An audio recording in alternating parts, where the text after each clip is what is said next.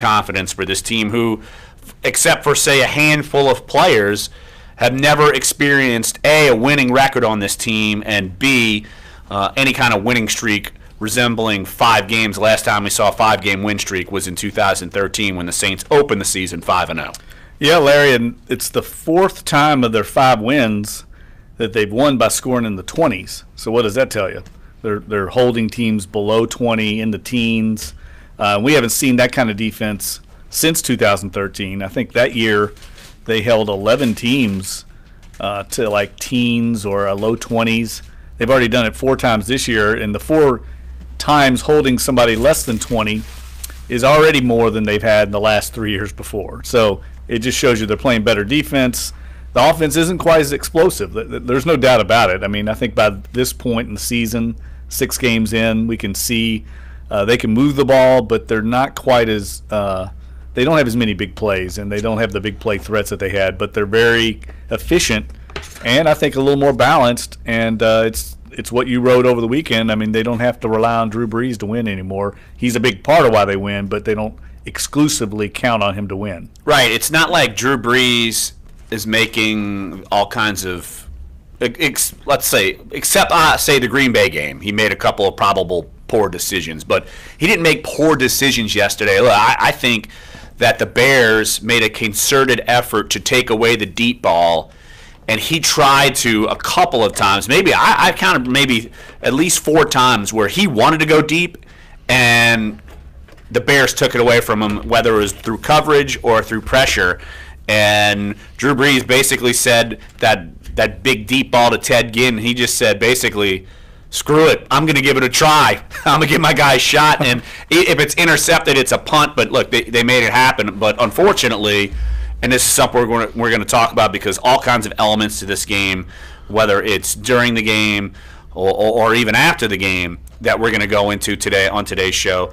But look, obviously the Mark Ingram fumbling problem, that game wouldn't have been as close if he fumbles only once, but he fumbled twice. And look, we'll hear Mark Ingram's reaction after the game. I will say this: like I know people are dogging out Mark Ingram, rightfully so. But Mark Ingram, I'm still going to say he's still the guy they're going to have to lean on. He had a bad game, and look, we've seen him had a bad game before. And say last year, Sean Payton had to bench him because he had a bad game. And Mark Ingram responded with a vengeance. I don't think you're going to bench Mark Ingram, but I think Sean Payton doesn't need to tell Mark Ingram that he screwed up. All you got to hear is what Mark Ingram said about himself. And I haven't heard a guy as flat out honest about his poor performance as I heard what Mark Ingram had to say yesterday. Yeah, he's been down this road before, just recently a year ago. He knows better than anybody. I think the great John Wooden once said there are errors of omission and errors of commission as a head coach.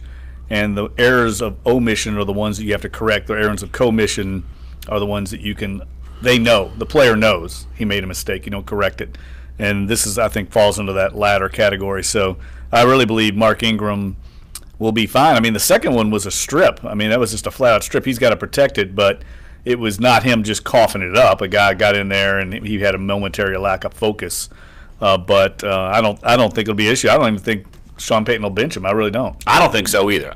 Because look, before that lapse, that 2-drive lapse, Mark Ingram was one of the primary reasons they were winning this game. Yeah, he was running well with authority. Look, I don't think they're going to venture away. I'm already getting emails about asking for where is Tim Hightower? Are they going to bring Kyrie Robinson back? Let's calm down, people. Let's calm down. Is that the Alabama stuff? People just do not want to give. Mark Ingram's playing very well. I mean, he gets a lot of those. We see it in the press box. He gets those hidden yards, like 1 or 2 extra yards into the pile or after contact. Those are critical yards, and they don't show up in the stat sheet, but he's getting that, making a 2-yard run into a 4-yard run, and all of a sudden it's 2nd and 6. He does it consistently, and I think that is more valuable than every once in a while you put up with a fumble. Yeah, so we're going to hear from Mark Ingram, his reaction after the game. We'll also hear from Sean Payton. We'll hear from Mike Thomas, who, even though his numbers aren't these gigantic numbers, boy, is he the security blanket that Drew Brees relies upon, specifically on 3rd down. And specifically because remember how often last year, Drew Brees would rely on Willie Snead, and even though he's active, he's not getting the play time. So we'll touch on that as well. We'll also hear from Cam Jordan, who, of course, helped lead this defense. Again, they made so many plays to hold this game in check for the Saints. And so, as Jeff needs to hit the mute button as he wants to hear us in an echo. Oh, Jeff. And good thing I'm saving Jeff because I left out Drew Brees' comments insinuating that Jeff Duncan is old. Yeah, well, when Drew, he may know this, he may not, but he better be nice to me. He's got to be nice to me over the years. No, he doesn't. He doesn't need your pitch to get into the Hall of Fame. It's the easiest pitch you can make. He won't be unanimous choice. That's all I can hold back on. You're calling me old. Choice. You've been covering this team for a while now, haven't you? Way before even I was here. Methuselah. Heck, Larry's still as young as I am. He's been here as long as I have. Not you, Jeffrey. No.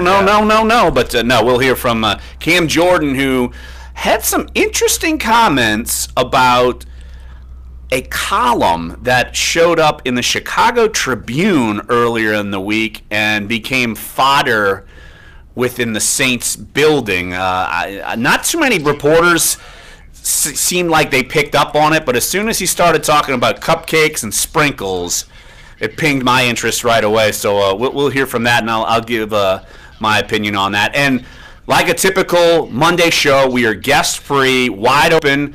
So we're going to put in your phone calls. 504-260-1280 is the number to get involved.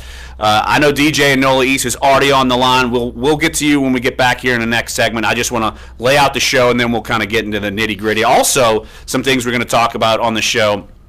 More than Saints just happened. Look, LSU was off, but hey, Pelicans, huge win against the Cleveland Cavaliers. They take on the Orlando Magic tonight in the Smoothie King Center, looking to win, 3 in a row and 4 of their last 5, looking to get over 500. So we'll preview that game.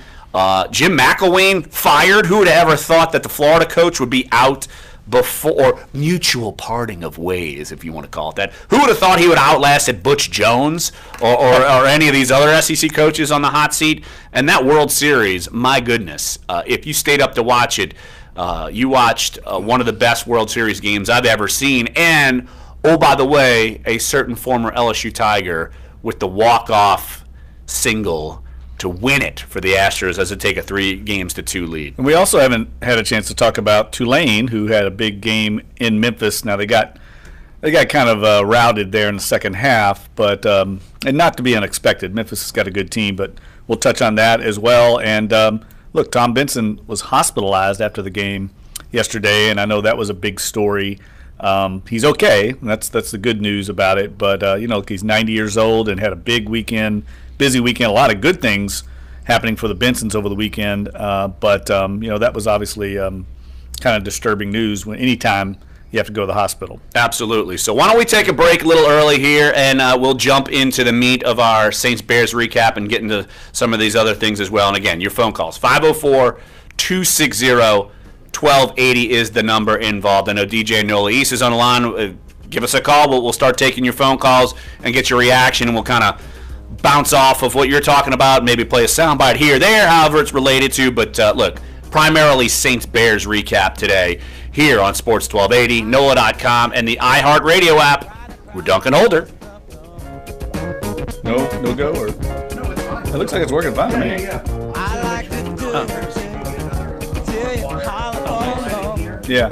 Your shot at $1,000 now. Text the keyword cash to 200-200. Yeah. You'll get a text confirming entry plus iHeartRadio info. Standard data and message rates fine to apply. me. That's cash to 200-200. Corey Johnson. LSU coming back from the dead. 4 to 6. And you got to give it to Ed Ogeron. I wasn't too keen on the high. I'm going to sit and say, man, I'm sold on him now. Hey, question. Him keeping it together. All right, if I want to do Sports this, 1280 New Orleans. this week on Coming up in the Business Week Ahead, a load of new economic data and the Federal Reserve's second-to-last meeting of 2017. Most economists think they'll hold off until December to raise interest rates again. The Fed will also have on its desk. So when did Drew call you old? Spending and inflation, third-quarter employment costs, home prices, consumer confidence, construction spending, October car sales, and manufacturing. Later in the week, reports on third-quarter productivity and factory orders. Friday, it's the October jobs report. Analysts are predicting a major bounce back from the loss of 33,000 jobs in September, which was blamed mostly on the hurricanes. The consensus forecast, 300,000 new jobs, and the unemployment rate ticking up a tenth to 4.3%. Some might consider it creepy. Hey, so when did Drew call you old? Its new delivery service called Amazon Key I'm just going to as a email solution them and to package say, thefts. where Instead would of you dropping look the for that packages kind of off at staff? your door if you're not I'd at love to home, be able to say that Amazon in could columns drop them like right inside your school door history with that's your had permission. Hey, Dave, we just got DJ. Will need a smart lock. Yeah, that's it right now. All right, cool. Cloud came. Hey, when did Drew call Jeff old? In the post-game press conference. Awesome. Yeah, baseball. Yeah, well, he walked in and Package off inside. he asked a question that had been asked 2 questions before, Yeah, and then spun it into Jeff being old. 2016, Thieves swiped. Nice. 11. Dave's asking Dave. Nice. Thanks, Dave. Amazon I used to like You're welcome, Dave. pal. I used to like Dave. Not anymore. could invade his privacy. Expect some Star Wars jabs Well, coming here shortly. I think I'll be okay. I mean, yeah, your Alzheimer's is setting in. You'll forget that you're mad at me tomorrow. Yeah, the old timers. Cartman, make sure you get the Cartman stuff ready. That's always good. Complete with ingredients to cook a 12 to 14 pound turkey, gravy, 4 sides, and 1 dessert. All right, 30 seconds. Right. For $159.99. Consumer and Business News, Joe McConnell, NBC News Radio. My son Aiden has asthma. Secondhand smoke has triggered his asthma so badly, he ended up in the emergency room and spent multiple nights in intensive care. Now he's on a whole bunch of medications. My tip to you is, don't be shy about telling people not to smoke around your kids. Half of U.S. kids are exposed to secondhand smoke. If you or someone you know wants help, call 1-800-QUIT-NOW. A message from the U.S. Department of Health and Human Services and CDC.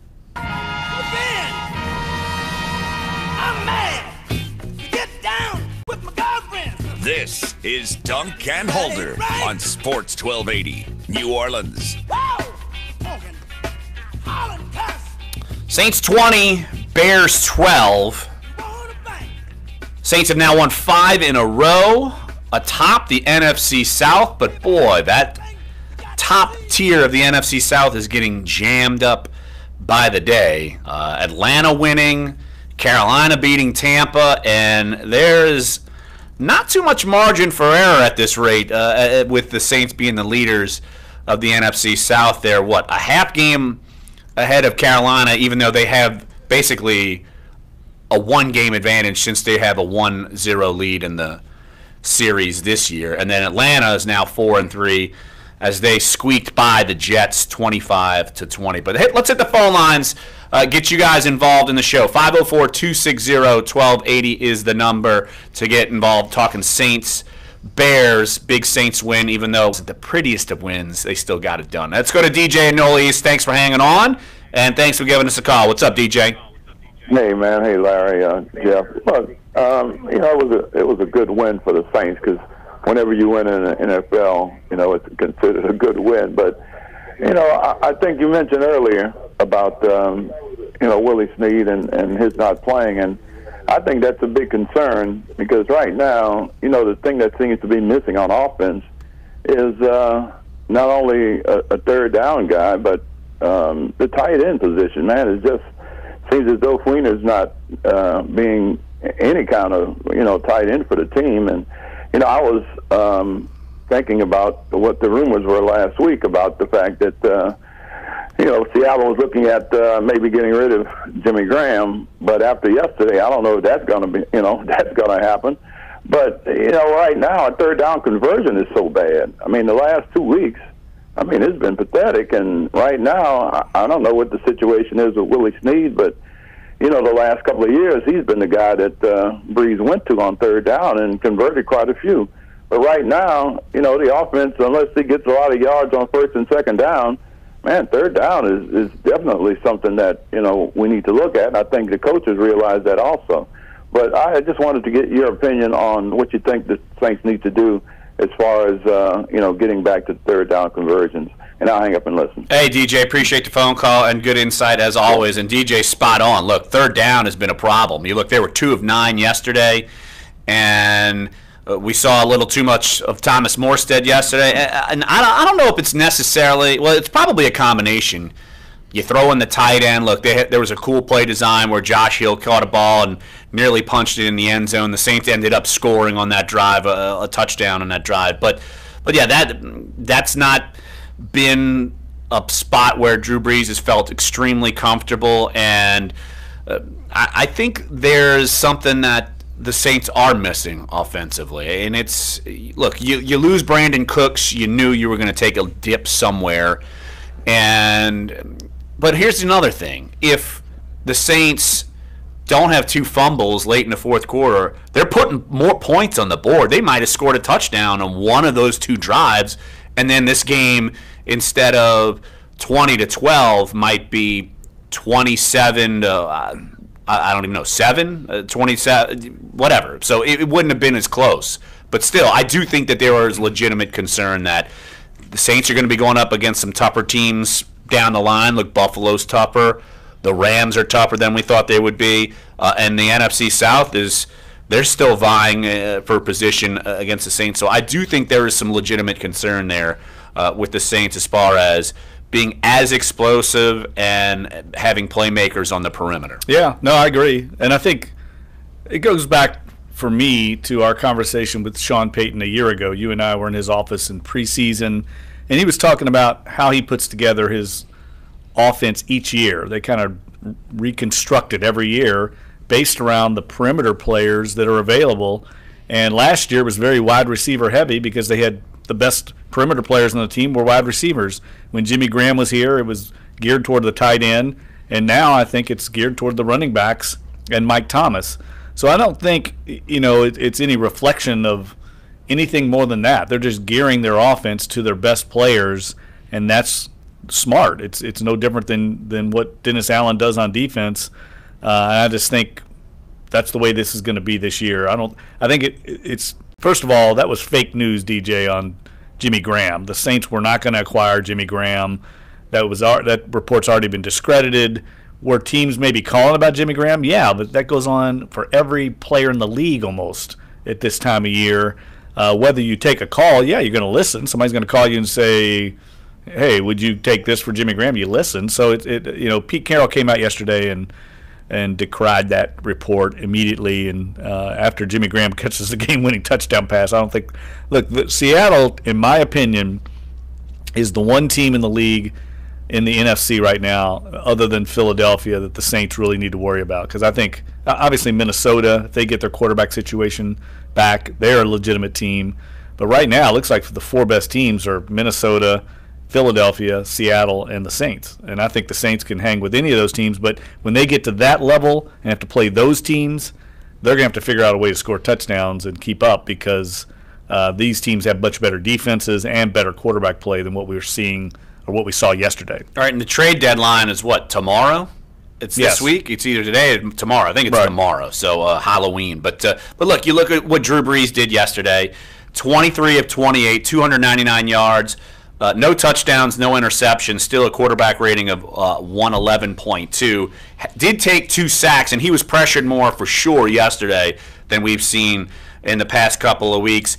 I put that on the Bears defense being pretty good. Mm-hmm. And B, the injury to Larry Warford. Of course, you're going to have to absorb that and try to figure this thing out. And the Saints are going to have to cater their offense to seeing possible more pressure there.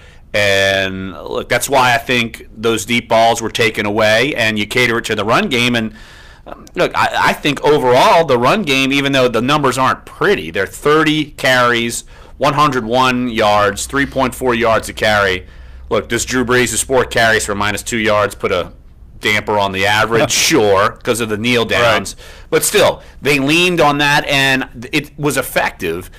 And again, I'm going to say what if here. If Mark Ingram doesn't fumble the ball, they keep running the ball, and it was effective. So you can't have those. Sean Payton was exactly right after the game. You cannot have those fumbles. Obviously, that was a total mistake. But Dave, why don't we hear from Mark Ingram just what he had to say about himself? Look, blunt, honest.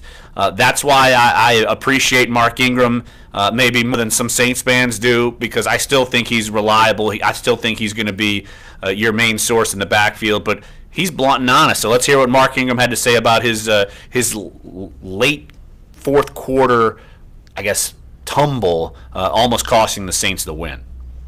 I suck. That's the bottom line. I suck. 2 possessions were about to ice the game. 2 back-to-back possessions were about to ice the game, and I suck. Let the ball go. Hurt my team, hurt my coaches, but that's the thing about the family. That's the thing about the team. They lift you up. They held my back. We was able to get the W, but I was whacked. I suck, and I'll be better.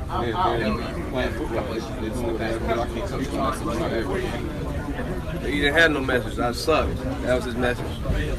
I suck. Drew Brees supposed to be the heart and soul of this team.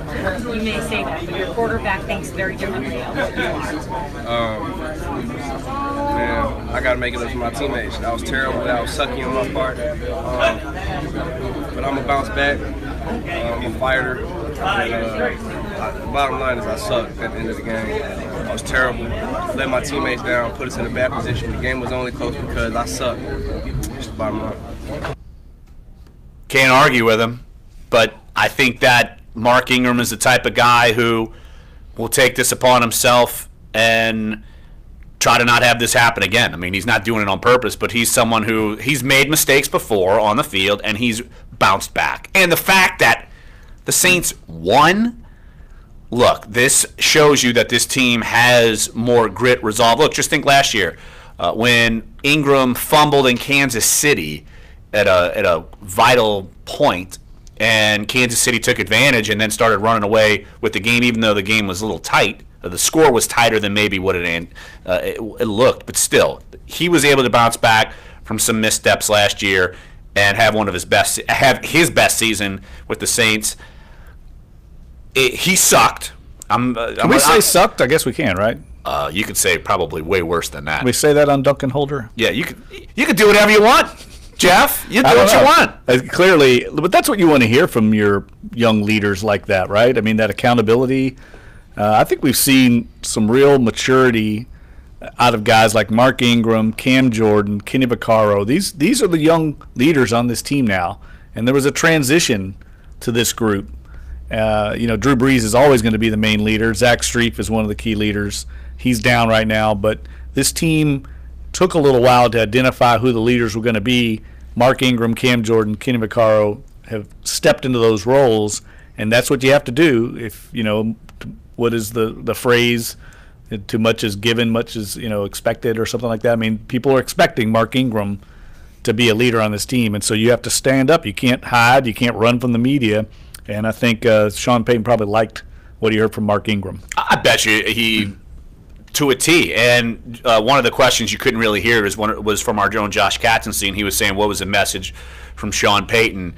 And he said, there was no message. I sucked. That's his message. He didn't even need to hear anything. And look, I think Sean and Mark have talked enough, whether it's praise or Sean's had some come to Jesus meetings with him and say, you got to get this thing better. And I think they understand each other. And look, Mark Ingram, I don't want to hear this. Adrian Peterson should have been the guy, this, that, the other. That's garbage. It's total garbage. I don't want to hear it. Mark Ingram, Alvin Kamara are going to be your 1-2 punch. They're going to take you. If you get to the playoffs, they're going to be the two to help you get to the playoffs. And here's the thing. I wanted to go back to DJ, what he called about earlier. I really think week to week in the NFL, you just don't know how the game is going to progress. You don't know how we pretty much knew yesterday's game was going to be a slugfest. That's the way the Chicago Bears play. So you can't overanalyze week to week. The offense didn't get it done, so we got to worry about the offense. I mean, just a few weeks ago, they got into a shootout game with Detroit, and you can't overthink the defense after a game like that. It's week to week. Games take on a life of their own. Look at that Houston-Seattle game yesterday. crazy high-scoring shootout, two of the best defenses in the league. It happens. It doesn't mean that there's a crisis involved with one side of the ball. Games are played differently, and once you get into them, you have to manage it that way and recognize it. It's why Bill Belichick this morning in his press conference just destroyed a question where a guy asked, do you like playing games in the teens scores? And he said, no, we prefer to win. That it doesn't matter. The games, you just got to win the game however it's played. Yesterday was a slugfest, and the Saints managed it that way, and Drew Brees managed it that way wisely. And if it would have been more high scoring and they won the game like they did against Detroit, you can't panic about the defense. I just wanted to get that off my chest. I'm glad you did, Jeff. Thanks. Good point. Good. Well, no, it's true. I mean, of course it's true. Yeah, You're right. Look at. Do you think right now Pete Carroll's concerned about the defense in Seattle or in Houston? Bill O'Brien. I mean, no, those are two great defenses. It's just two quarterbacks making big time plays in a game, and sometimes it happens. This is the NFL, man. Everybody's got players. Absolutely. So let's take a break right here on the show. If you want to get involved, 504-260-1280 is the number to get involved. Going to be heavy Saints-Bears today. We're still want to hear from Sean Payton, want to hear from Mike Thomas, want to hear from Cam Jordan, and again, want to hear from you. So feel free to jump in with your thoughts. And when we get back, we'll hear from Sean Payton just about how the Saints had to grind this game out, about keeping a level head despite what they were hearing, basically that they knew they were the favorite. That's important. And then also Sean Payton's thoughts on, look, ugly wins happen in win streaks, and you just take them and you keep on riding. So let's hear from Sean Payton when we come back here next. Sports 1280, NOLA.com, and the iHeartRadio app. Dunc and Holder.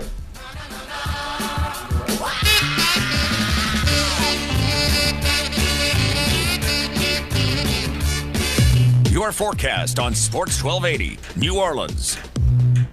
This report is brought to you by McDonald's. From the Fox 8 Weather Center, I'm meteorologist Bruce Katz. A beautiful day for your Monday through the afternoon. High temperature warming up to 73. Now tonight, temperatures still cool, but not nearly as cold as they have been. 50 on the North Shore, 56 south. Tuesday and Wednesday, mostly dry, but warming up. Highs in the mid to upper 70s. Overnight lows back to the 60s, so it looks like we are going to warm up with a slight chance of rain by midweek as we get into your Wednesday and Thursday. From the Fox 8 Weather Center, I'm meteorologist Bruce Katz with your Weather Authority forecast. Download the McDonald's app and get a free large soft drink with any purchase every week. And right now, get any size soft drink or sweet tea for just $1 anytime at McDonald's. Limited time. Participation may vary. See mcdapp.com for details. McDonald's. I'm loving it. It's the second annual Wine on the River, presented by Southern Glazers, WGNO TV ABC, and NOLA 38, the CW. Join us Saturday, November 11th at Audubon Aquarium Plaza. Tickets on sale now for only $49, so get your tickets today. Enjoy wines from around the world, great food, and live entertainment. Buy your tickets today online at wineontherivernola.com. Proceeds benefit the Louisiana Hospitality Foundation. Running low on the stuff you need? Time for a Target run. We're here for all the big moments and the little ones too, like scoring a honeysuckle turkey with plenty of time to thaw this week for 69 cents a pound, or making grandma's casserole recipe. Get cream of mushroom with Progresso soup on sale for $1.25. Perfect. Then, for easy cleanup, stock up on Dawn dish soap and Scotch-Brite sponges for just $3.99 each. Get in, out, and on your way. Target run and done. Pricing may vary, restrictions may apply. The Astros get a 13-12, 10-inning win in yet another wild World Series game. Alex Bregman with a walk-off RBI single in the bottom of the 10th to give the Astros a probably want to make sure they get him right because they know they're going to need him. Correct. These games are hard on me, man. I feel like I'm going to have a heart attack out there every single time. But yeah, Game 6 in L.A. Tuesday. NFL Week 8, Russell Wilson and Deshaun Watson taking center stage. Wilson and the Seahawks scoring exactly to your point. Some games you're going to need him. Some games it's good. You know, there's mark in the NFL at 7-1. It's like, yeah, you win using different strategies and this and that. I mean, it's the fact that they're doing that. 19 win over the Redskins. Patriots stay very hot with a 21-13 win over the Chargers. The Bills stop the Raiders 34-14. Breeze has the second most 20-yard Steelers move to 6-2. Yeah, right. 30 seconds. On Sunday Night Football. Exactly. That's sports. Jake Warwin, NBC News Radio. Feel free to bring that up. Now, if Brandon Coleman could run. That's true. Still going good. Learn more at stjude.org.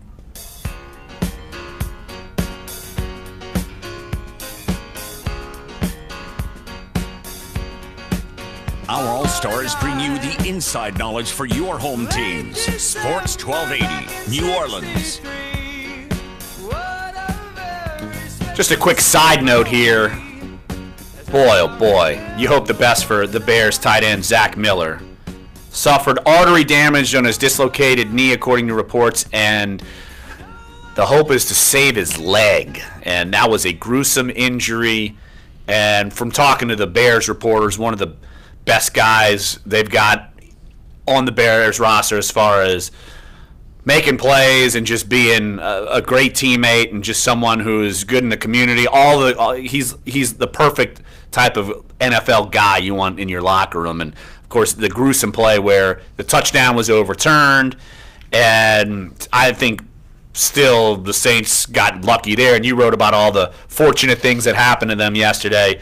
You hope that Zach Miller can just even walk again, much less play football again. So we hope for the best for Zach Miller. I almost feel like there should be some kind of addendum to the catch rule that if you get injured while making the catch, you should be allowed to get the catch. I mean, of course he's going to not secure the ball. He just tore his knee up. I mean, dislocated it grisly fashion, and so he didn't secure it for quite long enough. I mean, come on. I mean, it's just such a crazy rule. But, yeah, that goes back to what we were talking about, some of the fortunate breaks that are going their way. No better example than the long Drew Brees pass to Ted Ginn Jr. You mentioned it. Drew's just basically throwing it up there and throws into double coverage, and somehow the ball comes down like a lawn dart right in Ted Ginn's lap between two Bears defenders. In years past, that definitely gets picked. But this year, things are just going their way, and it's kind of long overdue to get some of these breaks. The offsides penalty on the field goal gives them a first down. They drive down and get a touchdown. Right. I mean, come on. That's a huge break. Yeah, I mean, the guy lines up in the neutral zone, basically gives them 4 points. I mean, those are the kind of breaks that win and lose games in a league where things are so evenly matched, and it seems like they're all happening for the Saints. They're not all happening, but the majority of them are happening in their favor this year. And, we talked about it last week. They get to play the Packers without Aaron Rodgers. And I realize the Saints have injuries too, but not Aaron Rodgers. I mean, there's a difference between losing Aaron Rodgers. I mean, imagine the Saints going up to Green Bay without Drew Brees. I mean, that'd be a comparative.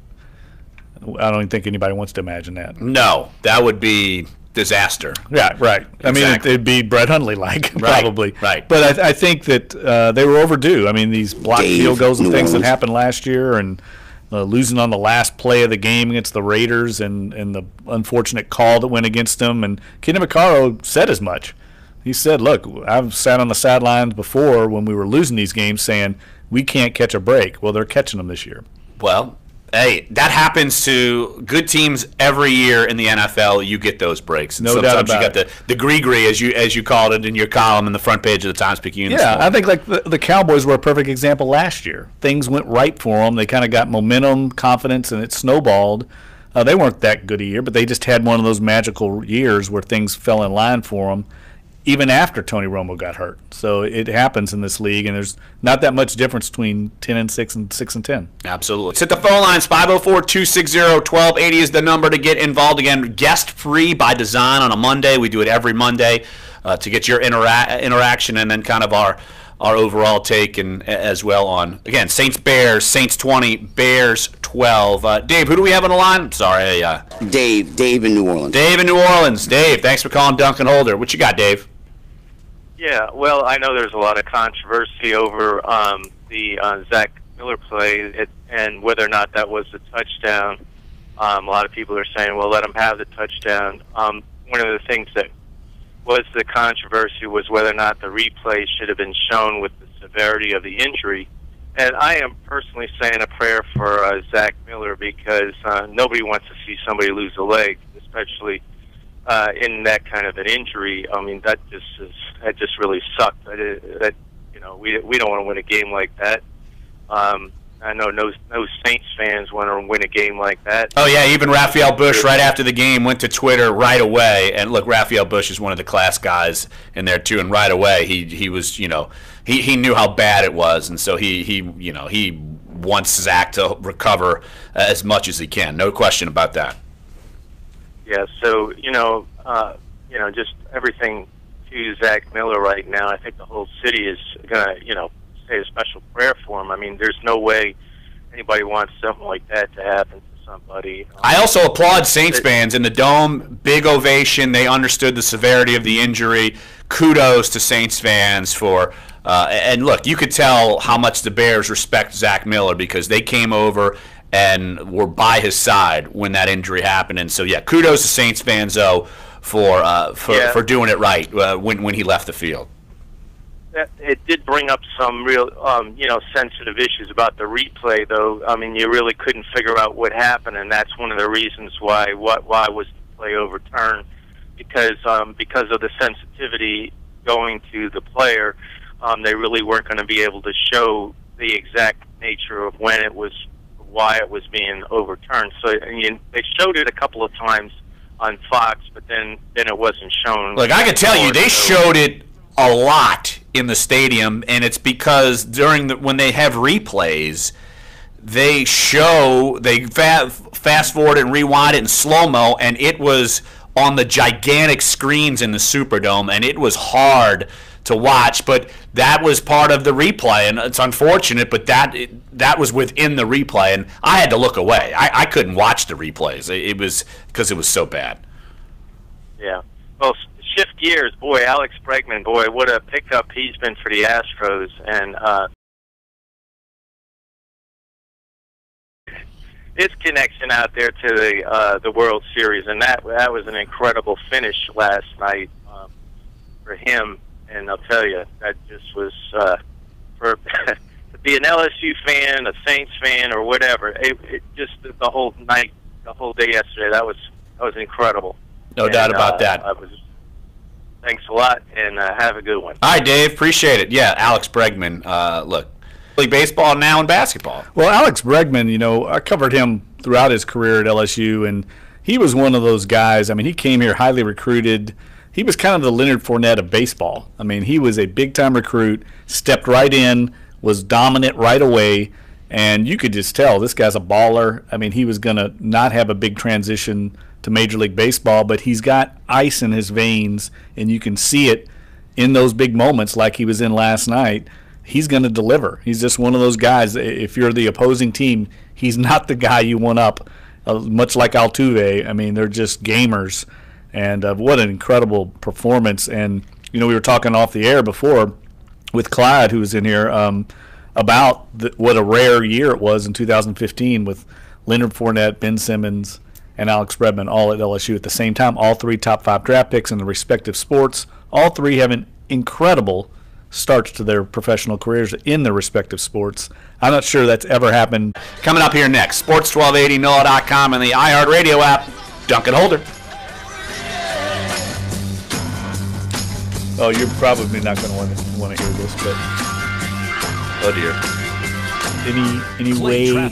I'm a First Amendment absolutist. Mornings 5 to 8. I open up phone lines and let people just tee off on me and say I'm racist. Why do I do that? Because one, I know I'm not racist. Friday. And two, I think that allowing more voices to talk is better than less. Sports 1280, New Orleans. On the next episode of the Thrive Global Podcast, Ariana Huffington sits down with multi-platinum Grammy-nominated singer-songwriter Demi Lovato. The two talk about everything from life in the spotlight and social media to mental health. I don't say you want to take a break. You drive the interview. Also chat about Demi's new album, Tell Me You Love Me, and documentary Simply Complicated. The Thrive Global Podcast is sponsored by Sleep Number. The Sleep Number bed adjusts on each side, so it is perfect for both you and your partner. Experience the Sleep Number bed exclusively at one of their 550 stores nationwide. Check them out at sleepnumber.com/thrive. It's Jigsaw. Jigsaw's dead. Is he? The first new installment of the Saw horror movie series in the last 7 years is scaring up success with weekend moviegoers. Jigsaw topped the box office with just over $16 million in its first 3 days. And in second place, Boo 2, A Medea Halloween. Third place was Geostorm. Fourth place, Happy Death Day. And in fifth place, Blade Runner 2049. They're just Rapper Jay-Z is weighing in on a comment made by Houston Texans owner Bob McNair addressing the issue of player protests during the national And anthem. Jamar Chase might be inmates running the prison. reopening Later his that recruitment night during a concert since in Anaheim, California, Jay took time out to respond. Who should we have on? We got so much further to go. Sopranos actress Annabella Sciorra says Harvey Weinstein raped her. The Italian-American actress says Weinstein forced his way into her New York apartment in 1992 and assaulted her. She also alleges in a story for The New Yorker that the producer sexually harassed her years later. Weinstein's spokeswoman says he denies the claims of non-consensual sex.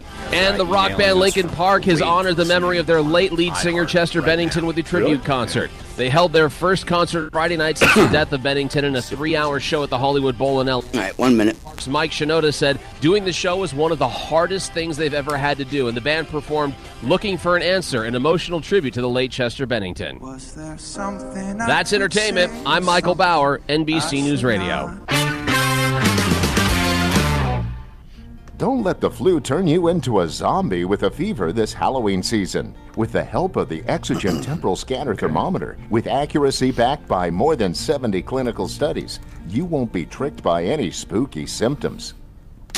Put $1,000 in your hand. Win $1,000 every hour. Up to 16 times a day. Weekdays. Starting at 5 a.m. When you hear the keyword, text it to 200-200. 10 seconds.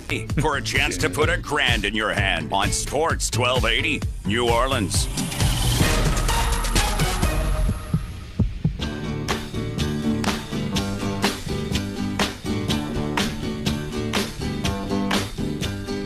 This is Dunc and Holder on Sports 1280, New Orleans.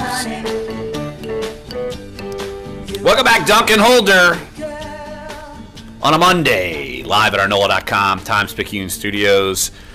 32nd floor of Canal Place at the foot of Canal Street here in downtown New Orleans. And Sean Payton spoke with the media during our show, and we were talking about Willie Snead. Where's he been? He was active, but he only played 4 snaps yesterday in the game.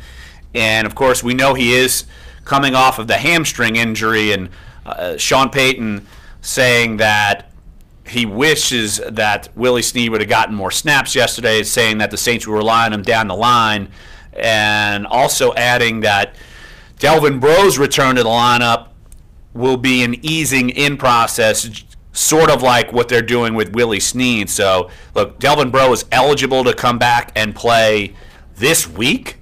I suspect he will probably be short-term IR. They will put that designation on him this week, probably at the end of the week, because he can, or I don't know, maybe by Wednesday so he can practice. But it's not like Delvin Breaux is going to come in and play right away, but you're going to have him going down the line, and I think any concern on this pass game, I think a healthy Willie Snead brings an element you don't have, and so I anticipate the Saints bringing him back and the pass game being a little bit more diverse. Yeah, I'm a little surprised that it's taken him so long to kind of get back in the mix. But Delvin Breaux is going to be interesting to see what they do at corner because Ken Crawley has been picked on a little bit. I mean, if you have a guy like Lattimore on one side, it's natural to go the other way. And so I think Delvin Breaux is going to eventually step into that starting spot, providing he is over his injury and healthy. But they're surviving without him right now. I mean, it's amazing how well, you mentioned Kenny Vaccaro is playing. They're playing 3 safeties. Lots of times they're matched up on wide receivers, and they're not being exploited. It's crazy. It's specifically Vaccaro, and he's had issues in the past in coverage, and he has been good to very good in these past few games. But let's hear what Sean Payton had to say about this game. Look, we knew, Jeff, we talked about it going into this game. We knew it would be kind of this black and blue type of game. You figured that the Bears were going to try to slow it down, run the football, and use their defense to try to keep themselves in the game. They did that, but let's hear what Sean Payton had to say about having to grind out this game. Did you anticipate maybe kind of a grinded-out game? I know. Yeah, we did. It was a good defense. It's a real good defense, and we knew that we were going to have to be smart. Fortunately, we got some points early. I thought that was significant. It's a team when you look at them, how they're built.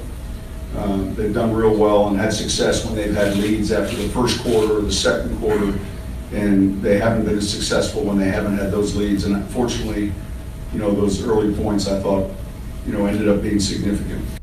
Any kind of lead against Chicago is kind of an uphill battle. So even though it was 20-12 and the Saints could have put more points, I think any lead having to have the Bears try to play comeback would be a difficult proposition for them. And from the vast majority of the game, it certainly was, until the Saints kind of shot themselves in the foot and gave them an opening to get back in this thing. And that's why that early touchdown was so important and so critical for the Bears on the opposite end, that he jumps off or lines up off sides, because if they give up 3 points early on, they're still in it. I mean, they're still in it down 7, but that's a big 4 points in a game that's played that way. 4 points is a lot.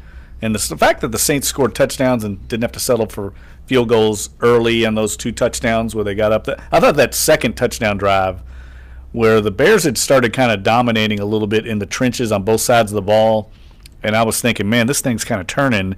And then the Saints put together that long touchdown drive, I think it was second quarter, and got the second touchdown. To me, that was the biggest, most important drive of the game. And let's be honest, goal to go, Saints 2 for 2, and so that was very important. 2 for 3 in the red zone, but they didn't miss out on points when they had the opportunities. Look, Will Lutz has been dynamite, of course, and look, without him, this game would have been really tight, because if he misses that field goal, what would it be? 17-12, and the Bears have a shot to go down and win it. Instead, the best they could have done is tie it, and then you put the ball in Mitch Trubisky's hands. Marshawn Lattimore makes the play, and look, Mitch Trubisky was 14 of 32. I know he had some open receivers. Trey McBride at times looked like Jerry Rice. Who is this guy? What's going on here? But for the most part, they did what they had to do. When the ball was in Trubisky's hands, at least when he threw it, they made the plays, and nothing good came about it. Yeah, you could see that the Bears have potential. Like I like what they're doing. They're good along both lines. They got a good, a talented young quarterback, 2 good running backs. When they get some receivers, and they're probably one off season away. If they get these guys back that got injured, they draft one or add one in free agency, they can make a quick transition to being a very good team next year. And we have to see some development from Trubisky. It really makes you appreciate what Deshaun Watson's doing in Houston, because there are no training wheels on Deshaun Watson. I mean, he's got complete control of this offense.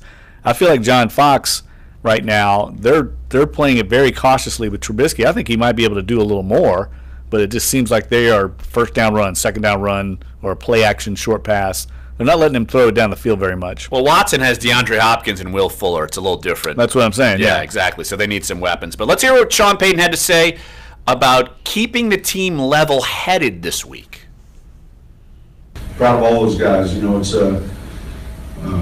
each week is a tough challenge. We've been able to manage some of the distractions, manage the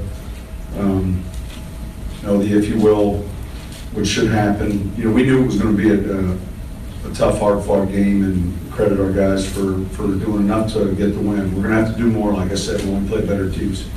That's why I keep giving Sean Payton coaching grades for A's after the game, because you're supposed to go and beat Green Bay, and you did, despite some crazy circumstances. You were supposed to go and beat Chicago, despite what Chicago did and the way they play.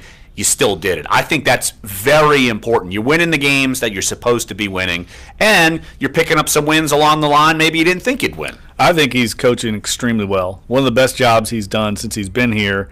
And, I wrote after the second loss of the season against the New England that he was facing one of the great challenges of his career here in New Orleans.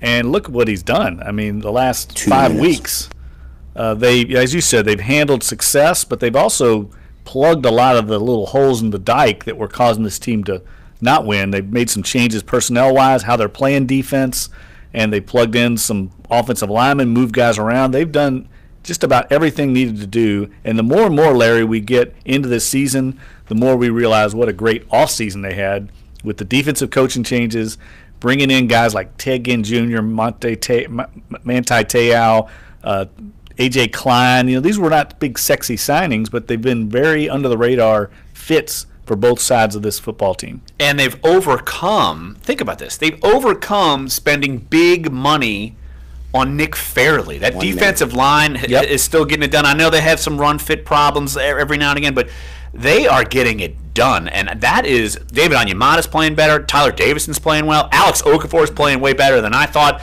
And like Cam Jordan is playing Cam Jordan Pro Bowl level, period. Yeah, and Sheldon Rankins had one of her best Sheldon games Rankins yesterday. had a great game yesterday, too. Yes. So, I mean, yeah, they've hit on everything. The draft, we've talked about how good the draft is. It was just one of those off seasons where they really kind of got it all done. Nope, Saints are 5-2. We'll dive more into this game coming up in the next hour, and get your phone calls as well. 504-260-1280 is the number to get involved. We'll still hear one more from Sean Payton. We'll hear from Michael Thomas. We'll hear from Cam Jordan. Look, we haven't talked much about the defense. We'll talk about that a lot in hour number 2. So don't go anywhere here on Sports 1280, NOLA.com, and the iHeartRadio app. Jeff Dunc and Larry Holder. We're Dunc and Holder. Coffee time. Pee-pee time. Jeff pee-pee time. Did you know 22 Americans die each day waiting for organ transplants, most of them for kidneys? The good news is that MatchingDonors.com is helping to change that. MatchingDonors.com is a 501c3 nonprofit organization that links organ donors with people in desperate need of kidneys and other transplants. And now you don't need to donate a kidney to save a life. You can donate your boat, car, or real estate, with 100% of the proceeds going to help save the lives of people needing organ transplants. Visit MatchingDonors.com or call 800-385-0422. Habitat for Humanity builds houses and so much more. A Habitat build site is where hanging a door opens a world of opportunity, where turning a screw turns the page, and where a simple key can unlock a brighter future. You see, Habitat for Humanity builds houses and so much more. What will you build? Visit Habitat.org to learn more. WODT WNOE FM HD2 New Orleans. Listen on the free iHeartRadio app. Search Sports 1280.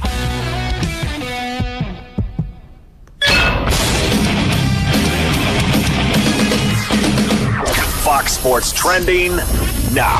Last night's Game 5 of the World Series started with dueling Cy Young winners in Clayton Kershaw and Dallas Keuchel. Wound up with 7 home runs, 25 runs scored. The game-winning hit came in the bottom of the 10th inning, courtesy of a single by Alex Bregman, again in the bottom of the 10th. So after 5 hours, 17 minutes, A.J. Hinch's Astros edged the Dodgers 13-12 in 10 innings. Just when I thought I could describe Game 2 as my favorite game of all time, I think Game 5 exceeded that and more. So it's hard to put into words all the twists and turns in that game, the emotion, doing it home in front of a home crowd. Just exactly what you expect to come to the park with Keuchel and Kershaw pitching. Just a perfect setup game for a bunch of runs. Astros lead the Dodgers 3-2, Game 6 in L.A. Tuesday night. I'm Deb Carson. We are Fox. It's Jigsaw. Jigsaw's dead. Is he? The first new installment of the Saw horror movie series in the last 7 years is scaring up success with weekend moviegoers. Jigsaw topped the box office with just over $16 million in its first 3 days. In second place, Boo 2, A Medea Halloween. Third place was Geostorm. Fourth place, Happy Death Day. And in fifth place, Blade Runner 2049. OJ Rapper Jay-Z is weighing in on a controversial comment made by Houston Texans owner Bob McNair addressing the issue of player protests during the national anthem. McNair made reference on Friday to inmates running the prison. Later that night during a concert in Anaheim, California, Jay took time out to respond. That's how they look at you. That's exactly what they think about you. We got so much further to go. Sopranos actress Annabella Sciorra says Harvey Weinstein raped her. The Italian-American actress says Weinstein forced his way into her New York apartment in 1992 and assaulted her. She also alleges in a story for The New Yorker that the producer sexually harassed her years later. Weinstein's spokeswoman says he denies the claims of non-consensual sex. And the rock band Linkin Park has honored the memory of their late lead singer Chester Bennington with a tribute concert. They held their first concert Friday night since the death of Bennington in a 3-hour show at the Hollywood Bowl in L.A. Linkin Park's Mike Shinoda said doing the show was one of the hardest things they've ever had to do, and the band performed Looking for an Answer, an emotional tribute to the late Chester Bennington. That's entertainment. I'm Michael Bauer, NBC News Radio. Objectified, life stories of innovators, celebrities, and world leaders, told through cherished objects which have profound meaning. Super achievers Tyler Perry, Mark Cuban, Martha Stewart, and Shaq show me, Harvey Levin, sometimes material things do matter. Objectified, airing twice Sunday, 8 p.m. Eastern, 5 Pacific, and again at 11 p.m. Eastern, 8 Pacific, only on Fox News Channel. Coming up in the business week ahead, a load of new economic data and the Federal Reserve's second to last meeting of 2017. Most economists think they'll hold off until December to raise interest rates again. The Fed will also have on its desk September reports on personal income, spending, and inflation, third quarter employment costs, home prices, consumer confidence, construction spending, October car sales, and manufacturing. Later in the week, reports on third quarter productivity and factory orders. Friday, it's the October jobs report. Analysts are predicting a major bounce back from the loss of 33,000 jobs in September, which was blamed mostly on the hurricanes. The consensus forecast, 300,000 new jobs, and the unemployment rate ticking up a tenth to 4.3%. Some might consider it creepy or even risky, but Amazon is pitching its new delivery service called Amazon Key as a solution to package thefts. I wonder if Instead of dropping packages off at your door if you're not at home, Amazon could drop them right inside your door with your permission. The more I thought says Prime customers will need a smart lock and Amazon's cloud things that I found out. Consumer is notified when the delivery. All right, 1 minute. Using a one-time code to unlock the door, dropping the what I mean? And then they'll go, inside, hey, you need to be the on. delivery He didn't think about that. So consumers can watch. Competitiveness. Rick Deckman has had packages stolen before. In 2016, thieves swiped an estimated 11 million packages nationwide. That's what I'm saying. Like, I think Scott Thruckall was there. Deckman says while Amazon is delivering convenience, or Scott sees the mocker, could like, oh, we need to get it. Right. I wouldn't want a stranger even peeking inside my house. NBC's Miguel Almaguer reporting. LSU. 30 seconds. 21.5-point underdog. Yeah, I was going to say, we need to talk about cheaper. that. Martha and Marley Spoon is offering a Thanksgiving themed meal kit complete with ingredients to cook a 12 to 14-pound turkey, gravy, 4 sides, and 1 dessert. How much? Enough to feed 21.5 for $159.99. Tigers haven't been a 20-point underdog, an underdog of 20 points or more since Florida was a 27-point favorite in '94. The next keyword is minutes away on Sports 1280. Yeah, New England. That's a good one to talk about. Yeah, let's touch on the Pels. No, we are. Yeah. Kind of saving that for the end, even though I probably should have did it early, but I will.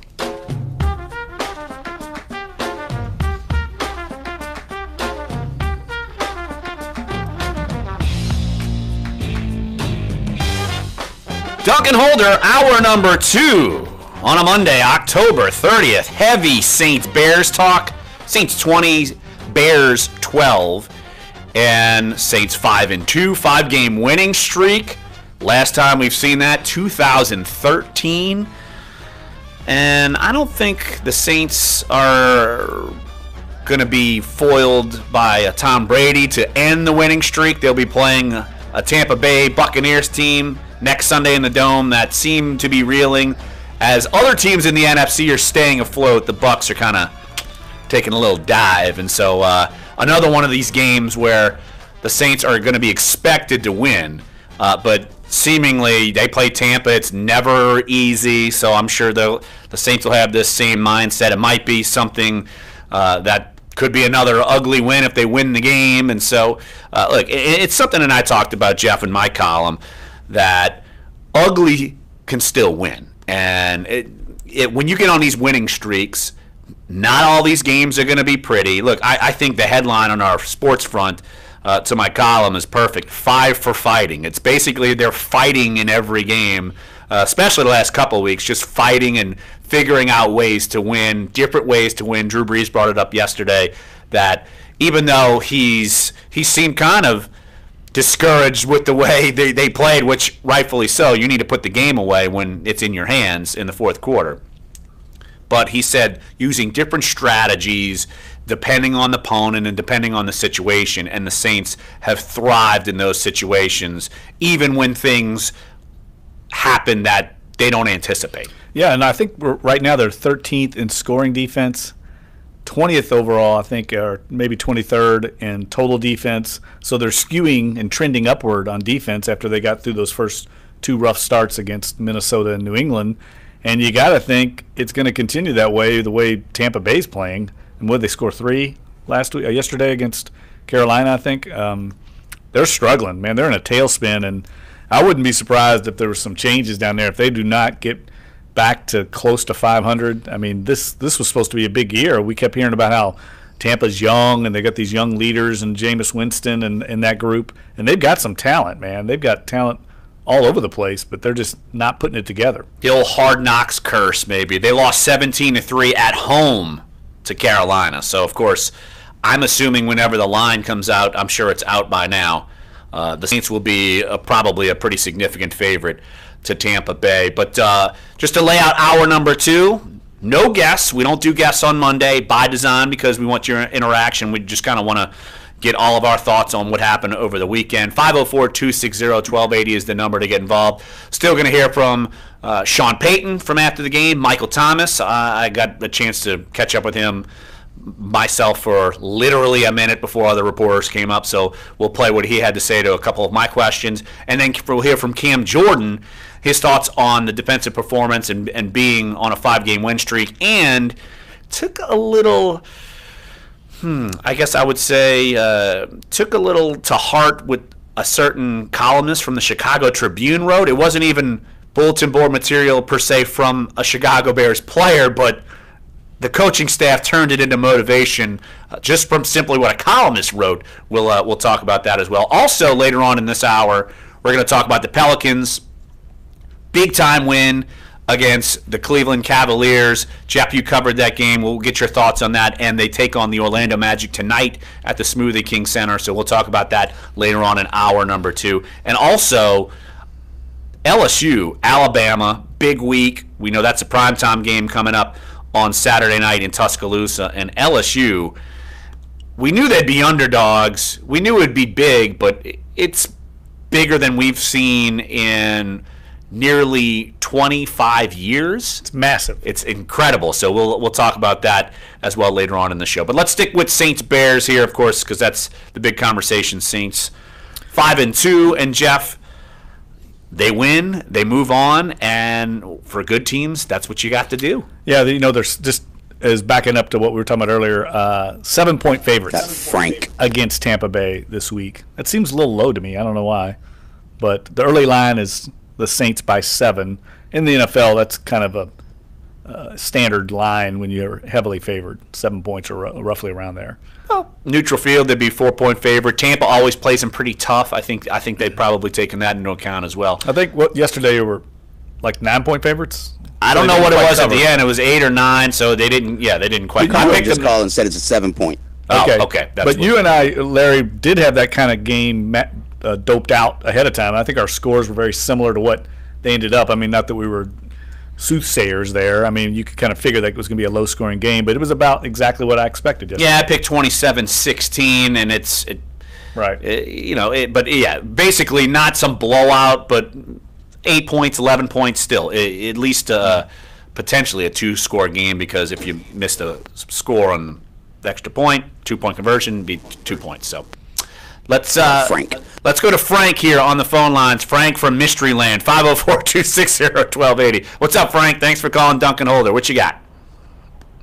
Hey, look, it's obvious that nobody knows what's a catch in the NFL, so let me expand into running the football. If Mark Ingram's running into the line and he's got control of the ball and his forward progress is impeded, he stood up and then he starts to go backwards, and they pull the ball out of his hands, how is that a fumble? Hey, Frank, actually, you know what? Sean Payton brought that up in the postgame. He wasn't sure about that particular fumble, not the one where he was stripped, but the other one.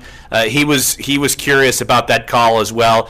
Look, I mean, it's I don't know. It's something that, like I said, Payton questioned, but obviously the referees and decision makers, I don't know. Frank, they ruled it a fumble. Frank, that comes down strictly to the officiating on the field during that play when they blow the whistle and rule that his forward progress is stopped. But you make a good point. It's where's the fine line there between when his forward progress is stopped and the same thing with a continuation of a catch like we saw with Zach Miller. And this is just the NFL trying to legislate it as best they can, but there's going to be some gray area in both of those situations. But the Ingram fumble strictly came down to when they blew the whistle, and if he continues to fight, they will bite their whistles until they see him kind of stop his forward progress. Wow. Counterproductive, gentlemen. All right, well, thank you so much. All right, Frank, appreciate the phone call. Good point, though. Yeah, absolutely. But look, that caused the ugly win, the fumbles. We know that. Will Lutz, clutch kick, got it done. Saints win 20-12. Let's hear what Sean Payton had to say. Look, and they've won 5 in a row. And let's hear what he had to say about, look, ugly wins happen at times when your team is on a streak and is hot. Sean, you've been on teams where they've gotten on runs, and it's not like every game's always pretty. I mean, just the fact to get a win, and despite some kind of shooting yourself in the foot sometimes, I mean, it's still got to be good for this locker room, right? You know, and I said this about their team. No one's going to, 3 weeks from now, ask the Bears how they beat Carolina. They just know that they beat Carolina. They're not going to ask about 7 rushing attempts. You know, John's smart enough to understand how hard it is to win in our league. And so, 5 weeks from now, this will be a win. What's most important, though, is that we can clean up the corrections so that down the road, it doesn't cost you in a game that becomes more significant. So, I think Sean's point's great. Look, you look at it, and teams, when they see the Saints coming up on a schedule, they're going to just see a few weeks from now, because it's not as fresh in their mind. Look, the Saints just keep winning, and I think that's a great point. And of course, there are things to clean up, no doubt. Third down on offense, you need to clean that up. Run game, as far as giving up big plays, because when the Saints tighten up, they had a ton of tackles per loss in some short games, but those big runs skew the stats and put the Saints in some bad spots. Look, I think they're confident right now. They're getting healthier. They're getting supposedly Delvin Breaux back. I mean, this team is, I think, got to feel great about themselves. I mean, their teams around the league are losing players. The Saints seem to be gaining in health and I think gaining in confidence. And they get Tampa Bay at home. Tampa Bay is in a funk right now. It's a perfect time to play them. And then you go on the road. You and I were talking in the press box yesterday, up to Buffalo. When we all looked at the schedule in the preseason, we thought that was probably a sure win, or at least a good chance of getting a win. Now that looks like a very tough game for this team, as does the road trip to Los Angeles. Absolutely, yeah. 2 teams that are unexpectedly playing well. And, Jeff, you're talking about confidence. Look, I caught up just for a minute with Michael Thomas, asked him a couple questions, and look, Michael Thomas, he's not some rah-rah guy. He's a confident guy, though, and he knows that everyone around there is getting confident. Let's hear what Michael Thomas had to say after the win yesterday. 5 in a row. I mean, that's a pretty good streak you got going on here, and it's it's been a while since we've had something like this here in New Orleans. So just your thoughts on just kind of getting this win and the kind of just the streak you guys are on in and of itself. Man, honestly, that's what I came here to do. When I got drafted by the Saints, when I got the call, second round, and they picked me, I know I was on a mission to win games here as fast as possible, take advantage of the guys that we have in the locker room like Drew Brees, Cam Jordan, these great athletes I'm surrounded around, and try to bring more guys with me, and that's what I feel like we're doing. We're starting to build, starting to get a lot of momentum. We just got to keep building, get better in practice, eliminate all the noise outside, and just keep getting better every week, week in, week out. And I assume you guys figured this would be kind of a black and blue kind of slobber knot kind of a game. I mean, just despite some of the hiccups to get this win, despite, Yeah, win's a win at the end of the day. Yeah. We had a couple ups and downs, but it's fine. We fought together. That's what makes this game fun, team sport. And sometimes when offense is not doing what they're supposed to do, and the defense plays and complements each other. And I feel like that's what happened today. And I'm just happy to be a part of this.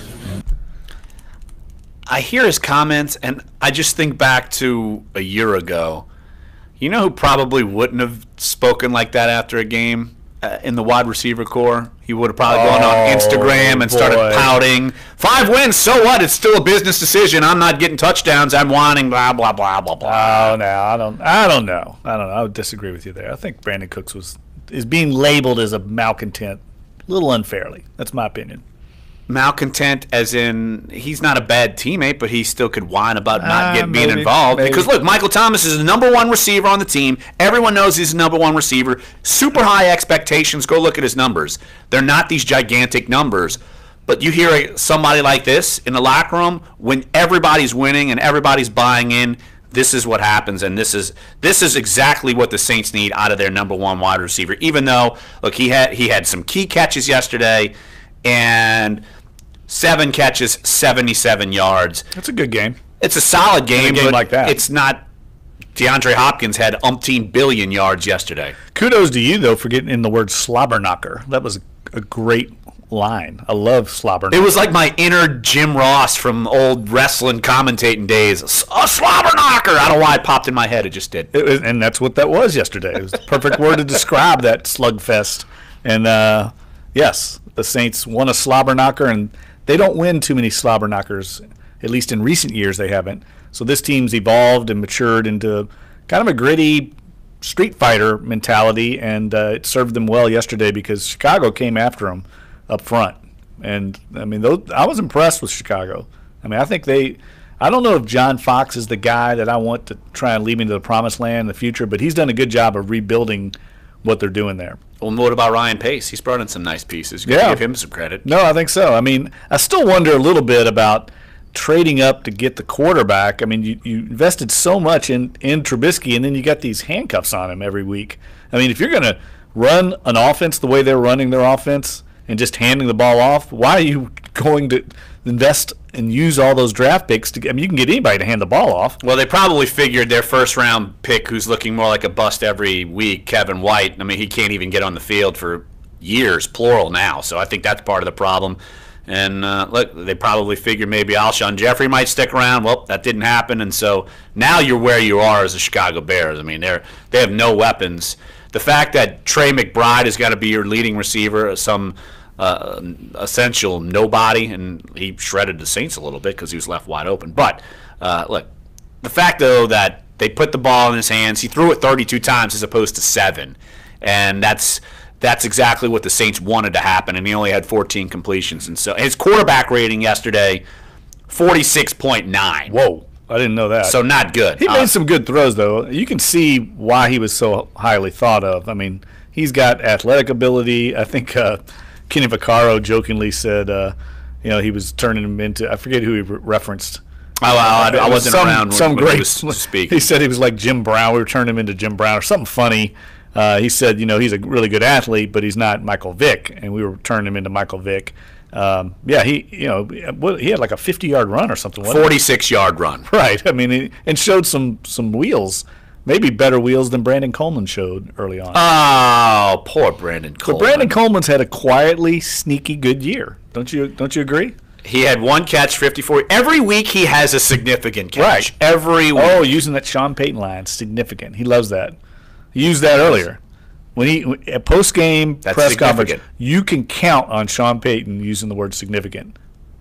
He always uses that word. Larry Holder, Coach Speak McGee over here. Absolutely. He's rubbing off on me, Sean Payton. We've heard him so many times, it's like osmosis. Exactly. Let's switch gears to the defense next segment. Let's take a break right here on the show, and when we get back, we'll hear from Cam Jordan, and let's focus in on some of the great performances on defense. Then probably the last 20 minutes of the show, we'll talk Pelicans. They've got coming off 2 big wins, specifically on Saturday night against the Cleveland Cavaliers and LeBron James, which they're a bit of a mess. But, hey, you win, so what? That's a confidence builder. They take on Orlando tonight. And LSU, Bama week, will start a little bit of a conversation because LSU is one big underdog going to Tuscaloosa. So we will talk about all of that. Coming up, Sports 1280, NOLA.com, and the iHeartRadio app. We're Dunc and Holder.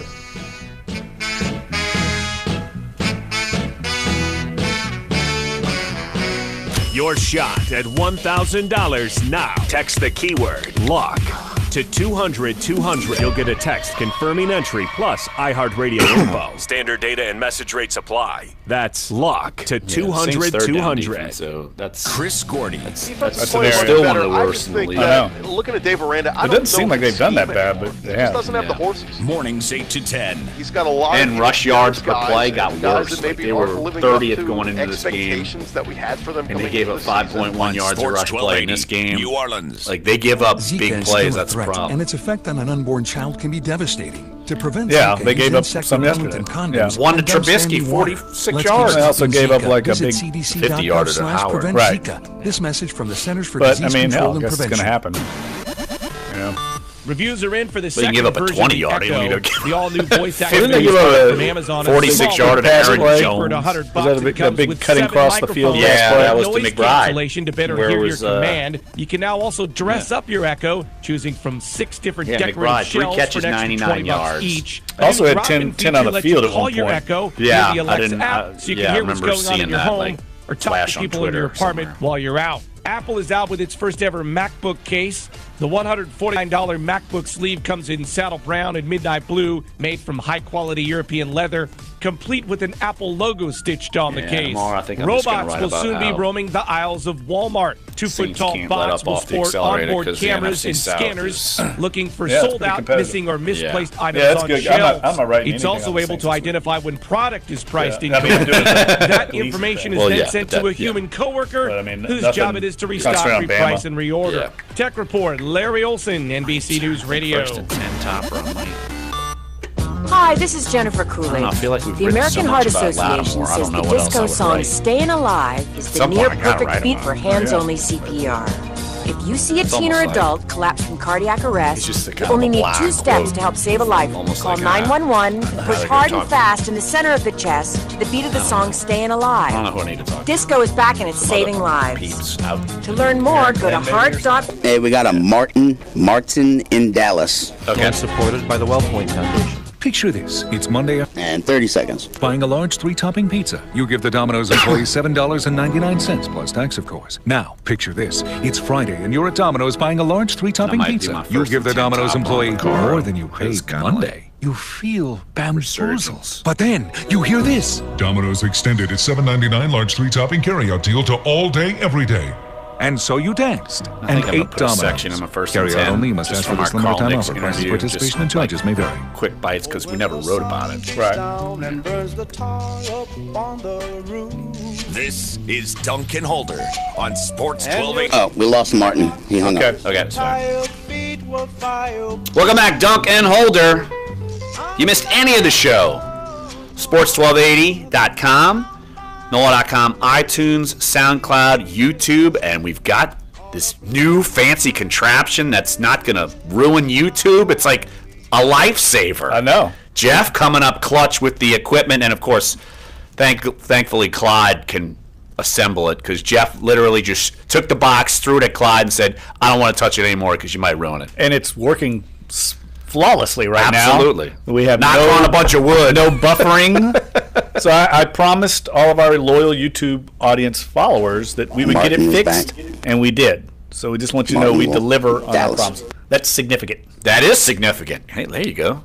Coach Jeff Duncan here. 504-260-1280 is the number to get involved. Let's go to our phone lines. Martin in Dallas. Martin, thanks for calling Duncan Holder. What you got, Martin? Hey, man, how y'all doing? We're doing great. Great.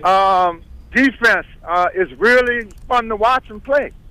It's just fun to watch and play. We watching the game out here in Dallas, and they needed that. They needed a play, and other years they needed a play in games, but no one will make the play. And we've seen it.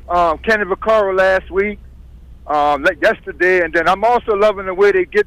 I'm liking the celebration that they're doing. They all coming together, taking this picture, and it's fun to watch them. And it's a different situation to see the defense kind of carrying the team because the offense will click one game, and they can catch on fire. So I hope the team just keep on going. I hope they'll be able to keep on putting it together. Who knows what can happen going up against Brian Destrahan. Okay, All right, Martin, appreciate the phone call. And you're right. Look, it's a defense that gets it done. Don't discount also Kenny Vaccaro with the good coverage, forced the turnover on downs as well. So don't forget about that. And then, yeah, of course, Marshawn Lattimore with the interception to kind of seal the game.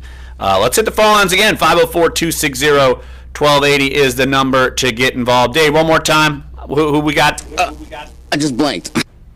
You just blanked. Poor forgot his name. Brian and Destrehan? Is that right? That's it. Yes. Total guess job. Just threw out a name and guessed a city and got it right. Hey, Brian, appreciate the phone call. What you got, buddy? Good job. How y'all doing today? Good, Brian. I was at the game yesterday, and after Ingram's second fumble, I don't know if y'all talked about this before. I kind of got on a little late, but I kind of noticed he was standing there after he fumbled, looking at the jumbotron, kind of in disbelief or whatever. And as the defense was running on the field, the Saints defense, it looked like one of them kind of told him something as they were running on the field, and Mark Ingram kind of started chirping back at him. I don't know if anybody else caught that or if anything was brought up about that. Who was he chirping with? His own defense. As the Saints defense was running on the field, it looked like one of them kind of turned back and told him something, and they kind of had words for each other. Yeah, I didn't see that. I mean, I know Mark Ingram's one of the most popular players in the locker room. I mean, right. His best friend is Cam Jordan, so I would be surprised if it was anything more than maybe, competitive juices flowing.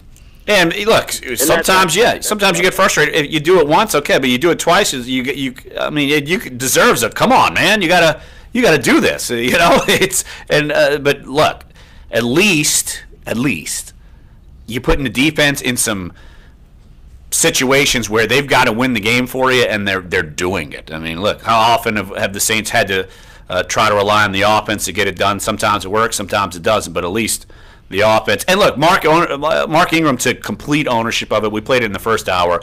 He said he sucked a different variation of 18 times in his interview, and he stood up for it. I guarantee he would do it in his teammates and have no problem doing it. Yeah. And look, I think he's someone who's going to rebound from this. And Brian, I'm sure you know this, he's a very emotional guy too. He's one of those guys that wears everything on his sleeves out there. It's easy to see how he's feeling. He doesn't mask it very well.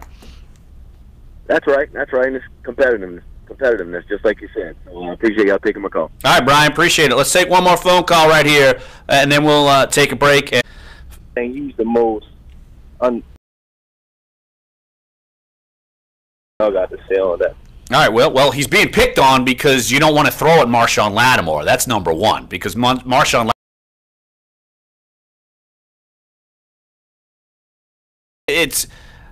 Lattimore's better than Crawley. I mean, I think we can all agree on that. But no, has Lattimore played well? Sure. Has he been questionable, let's say, trying to make a tackle?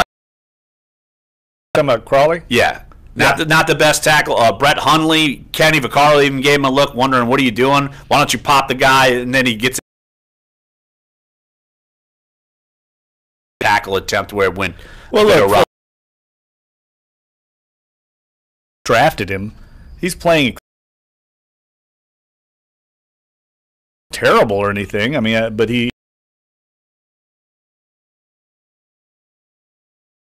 Lattimore is playing at a shutdown level on the rookie. Mitch Trubisky, Brett Hundley, the backup. Jay Cutler. They haven't. Matt Stafford was the best quarterback they played in this run, and he was banged up, and really everything was a three-step. And you saw last night, I mean, he didn't really put much up. I mean, he passed for a lot of yards, didn't put a lot of points against the Steelers. So I think 79, and that is extremely low. I think it's in the top, not against elite level quarterbacks right now. And Ken Crawley, I will say this.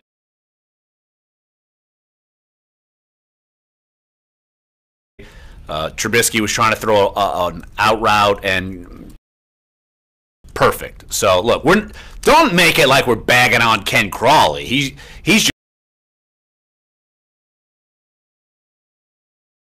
he sat on that peninsula and he's carving it. Case at all. So let's hear what Cam Jordan had to say after the break, because I want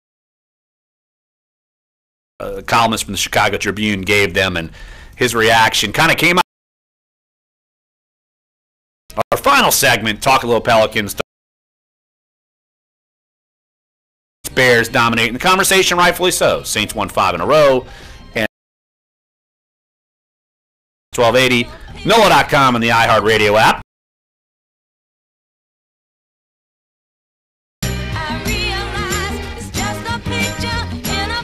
Your forecast on Sports 1280, New Orleans.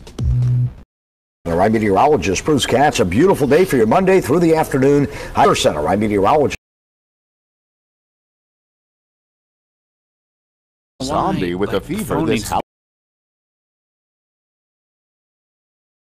You won't be tricked.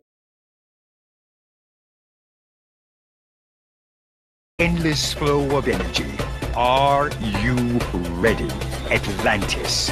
Bahamas at heart. Book by November 13th for the best winter rates at 1-800-Atlantis or AtlantisBahamas.com. The Astros get a 13-12 10-inning win in yet another wild World Series game. Alex Bregman with a walk-off RBI single in the bottom of the 10th to give the Astros a 3-2 series lead in the best of 7. Astros shortstop. 6 in LA Tuesday. NFL Week 8, Russell Wilson and Deshaun Mark in the NFL at 7-1 after dumping the 49ers 33-10. Ezekiel Elliott another big day in a Cowboys 33-19 win over the Redskins. The Patriots stay hot with a 21-13 win over the Chargers. The Bills stomp the Raiders 2015 on Sunday Night Football. Apply in minutes on your phone or computer and you can lend up as a licensed credit services organization, not a direct lender. You buy a lot of this or that, not a direct lender. You buy a lot of this or that. Pro-grade products from top brands. 15% in bulk discounts on select pro. Who is the man that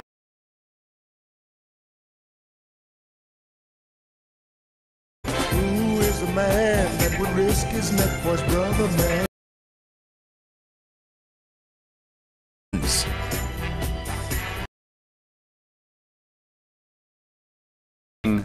Extremely well this year. Stellar play as well. But let's hear what Cam Jordan had to say about winning this. Broke for 40 or so. D-line has contained. It's something we have to focus on getting back for next week.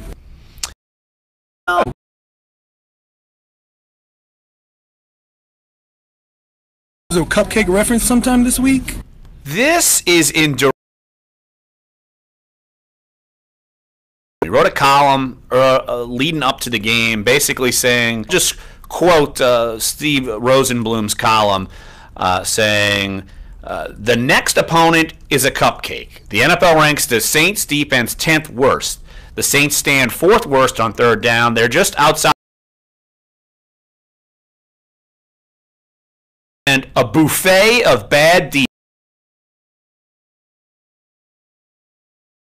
This week, there's more reason to expect.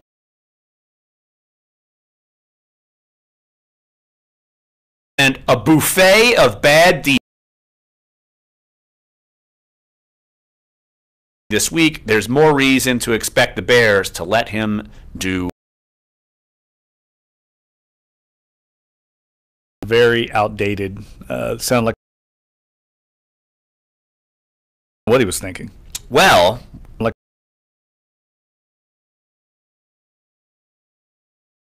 what he was thinking. Well, when I put this, Cam Jordan referenced it post-game. Your job a sign of a cupcake mentality? I'm not sure what. That was a bad take. I mean, it really was. And I think it happened in the NFL, but the sneaky good game yesterday. He made a couple big-time plays. He knifed in there. Pass breakup. He was really good in pass coverage yesterday, and that's something there. Craig Robertson, let me tell you, since Alex Anzalone's middle linebacker, obviously not the most optimal spot that they wanted.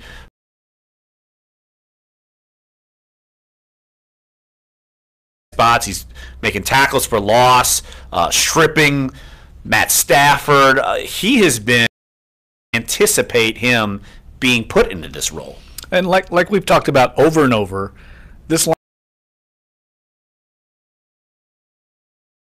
smart. They don't make a lot of coverage mistakes, and it reminds me a lot of that core they had back in the early Peyton Breeze era with Shanley, Mark Simmons.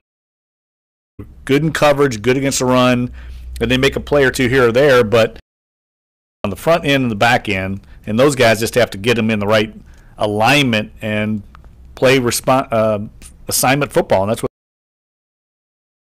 It's one of the things where Sean Payton says after the game, look, better teams are going to beat us if we blow these assignments. Say the big run to Jordan Howard, the blow. So it looked like maybe Ken Crawley, I don't know, but it left Marcus Williams chasing and Trey McBride. That's one thing that they do struggle with, the communication and technique, and eventually a guy will break free. Years past where it's really been a problem. At least it had downs on the same pick play, and well, not necessarily a pick play, but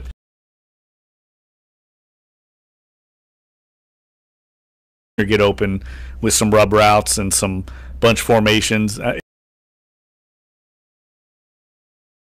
Or in your communication, guy's going to get open. So it happens. I mean, I don't think it's anything to worry about. Improve week by week. They gain confidence, and I forget which. Then that hey, at least the NFL is allowing some of these guys or swag, as the kids would call it. You know, not you, Jeff. You're not a kid. Me, no, I'm old. I'm mass. I just thought, don't go Laramie Tunsil and get caught using things that they're doing on the defense. Sure, they're fun. It's fun. They're fun. They're having fun out there. I was waiting on Jimmy Graham yesterday to dunk that ball because that is a penalty. Yes, as we saw with that got him fined handsomely, and he was begging for.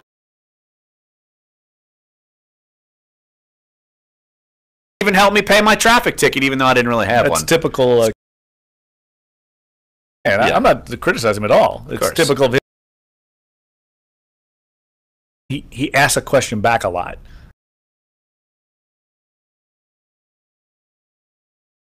Cake and sprinkles comment, and it's boring.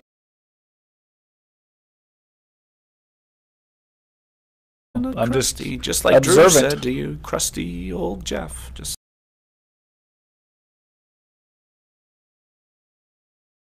that they're getting some breaks this year, and they didn't get them in the past. So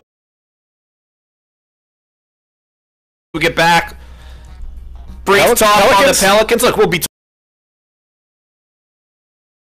Orlando's not playing bad basketball at all. Brief talk on the Pelicans. Look, we'll be. Orlando's not playing bad basketball at all. So who you played against Cleveland and LeBron James. Because right now, they're making history as they're a gigantic underdog going up to Tuscaloosa. So we'll.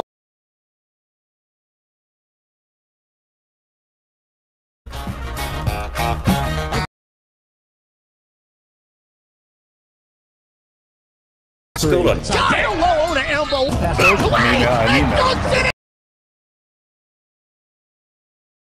Sports 1280. You are. Someone you know like to get in on the.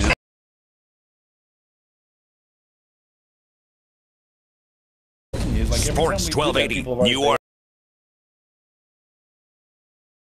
Someone you know like to get in on the excitement. Solve one right.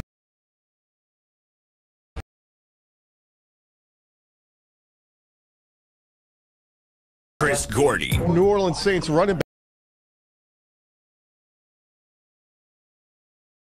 Crescent City and all New Orleans. To play for the Saints, but you know it's a fun city.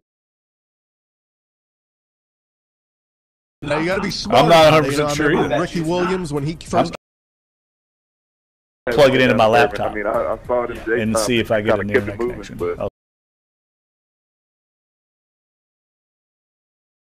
Food, I mean, man, as an athlete, you got to be smart with your decisions, you know? What's the best thing you've eaten so far? And we're going to have to take you out. Get you some food? Yeah, I'll do it all. Okay. I'm Jeremy Schaap. I have... To find a walk site near you, visit www.cctakes. Weekdays, starting at 5 a.m. And in your hand on Sports 1280, New Orleans.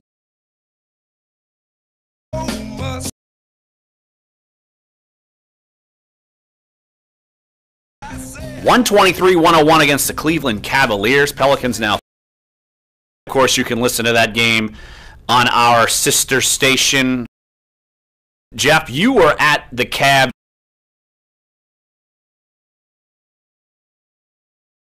Jeff, you were at the Cavs game, and you get the production you got out of the starting lineup. I mean, we were kind of complaining for a little while and getting it together, but my goodness. 10 assists. Anthony Davis goes 4. All of these. What team was this? It was Cleveland Cavaliers. Well, when they get, it'd be nice if they got some production from somebody.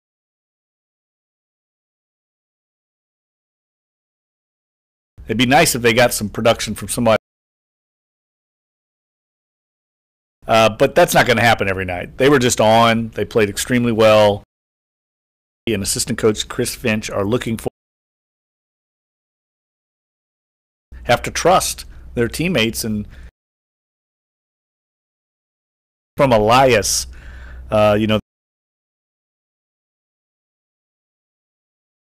games, has 194 points in his first 6 games of the season since. What an incredible start, DeMarcus Cousins. And anticipated, and you get that production. Yeah, look, we're not going to expect from him. You got to be feeling good, because that means you're going to be getting up and score a point. But he was plus 10 opponents. Well, people don't know what to do with opponents. Well, people don't know what to do with Cousins and Davis. They don't have.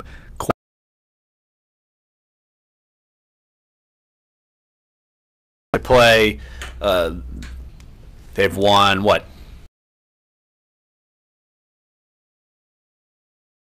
The Orlando Magic, who surprisingly enough are 4-2, and crowd on a Monday night. So you're basically going to have to playing. Look, this is going to be a challenge, and probably an unexpected challenge, as like I just alluded to. But they also beat San Antonio pretty soundly. Yeah, I look, they're one of the surprises in the NBA. Aaron and Evan Fournier, and then a former New Orleanian. I mean, a team that will give the Pelicans maturity level of this team. Can they take care of business? Jazzed up to see LeBron James and the Eastern Conference champions. And look, the Orlando Magic, they have a they have someone who could probably at least hang one guy with Boogie, but is defensively, the Pelicans have sometimes when they have to match up with small ball lineups because they've got the two bigs. But so tonight, Pelicans hosting the Magic, of course. Again, listen to our sister station for all things Pelicans games week because they're on a bye, so you didn't talk too much. And it is once again, LSU is an underdog of 20 or more points, this according to our own Andrew Lopez, since October 8th of 42-18 in that game. And 11 overall and 5-8-1 against the with Clyde, who's visited the studio. Well, you made no picks after this you didn't week. make any picks.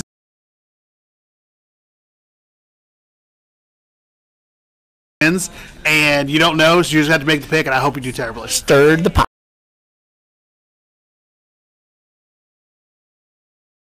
NOLA.com, iTunes, SoundCloud, YouTube page. So come on back. Big week. Lots to talk about. Older.